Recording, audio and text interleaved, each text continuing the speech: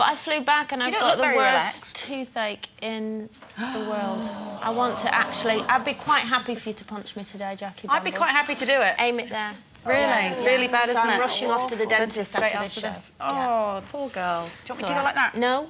Don't touch me. Now, as it's Monday, let's see what's been making headlines over the weekend. First up, of course, the Sunday and the Daily Telegraph have both published details of expense claims by MPs from all sides of the Houses of Parliament and include claims for things such as gardening, chocolate and even horse manure. Would have thought it would be free, but there you go.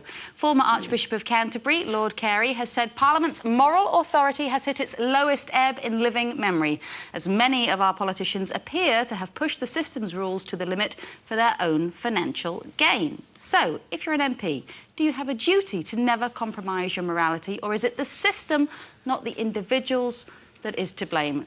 Now, you probably don't have a strong opinion on this, Carol, but let's start with you. You know what, they just disgust me. I can't stand it. I mean, I started to read the paper yesterday and I was just getting in a really foul mood about it, because it really is...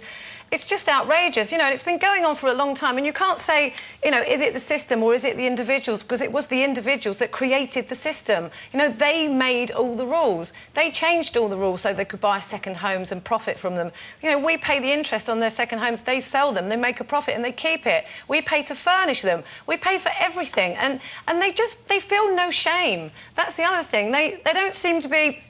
It seems to be at all worried that this is all coming out, and what they do is they just blame other people. One MP yesterday said, you can't expect MPs to put in honest expenses. What you need is someone to be checking them when they go in, and you just think, I mean, that, honestly, it makes me mad. And the thing that makes me the maddest, one more thing that makes me really cross, is the fact that the police are going in to investigate how the information was leaked. They're not going in there to investigate these MPs who have defrauded the public out of so much money just to line their own pockets. They're going to find out who did the leak. Have they defrauded it? Because the fact is that whether they made the rules or not, they are the rules. And what they've done, yes, they've pushed it to the limits. And what makes me die is, you know, people saying, well, where are the morals? They're MPs. So you don't expect that much from them. Well, I think one of the main problems is they need to get paid a little bit more, because I don't think they are very well paid. And then I think they need to get paid more, but then they get no expenses. Nothing. Nothing is allowable. Nothing they're allowed to claim back. Absolutely zero. So this would never happen. And the other thing is, you know, this whole second home thing started with... Everyone gets expenses. If you have to come to Westminster as an MP, you need somewhere to stay the night. What's wrong with halls of residence? Yeah. Students do it. B&B. Yeah. Students do it. You build a nice block of flats and say, there you go, there's your bed, there's the communal shower, get on with it. The second home is actually, you know, some of them live in London, but their second home has to be in their constituency because they need to maintain a home in the constituency. So you kind of, you kind of understand how it's come about, but it's just the way that it's been abused completely and totally dishonestly. And that's made your earring fall off. That was my earring, not my tooth. Sherry, what do you think? I think a few things, really. I think the most shameful thing is that because of the credit crunch and people are struggling out there desperately, and this is all coming out, and it must make people feel really sick.